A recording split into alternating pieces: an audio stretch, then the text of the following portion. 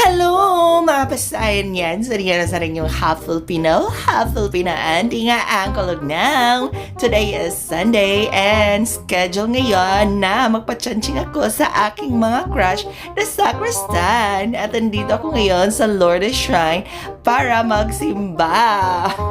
Hoy, basi magtuo mo ha nga ang intensyon na ko nga musimba ko kay tungod lang magpa-chanching ko sa akong mga crush nga sacristan.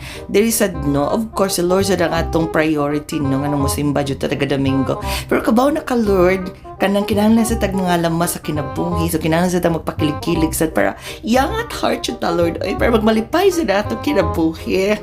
Dari jud ko para mo lingkad mga pasayan yan, kay klaro kayo diri ang ako mga crush yung mga sacristan, and I'm very excited na makita siya, kabaw nagkawan sa week rin taong kung makakita sa akong crush, so dapat ready jud ta no, so na-feel na ko nga marag na stress ko gamay, so kinahanglan man rapot sa atong mga singot, sa atong mga mantika sa na para fresh, di ba? Hello Papa Jess at Mama Mary! Gay na lang ko yung chance good. Uy, nga kilig-kiligon sad. Huwag may tanong, dunggo na ninyo akong pag-ampo, Mama Mary, Papa Jesus nga makauyab na. O, nagsugod nagpaso ang mga sakristan, mga pasayan yan. Pero wala man siya, uy, sahin siguro ni sa Ginoo nga di dyan may meant for each other. Or, mao siguro ni ang giingon sa kanta nga, how they say that absence makes the heart grow fonder. Tama ba?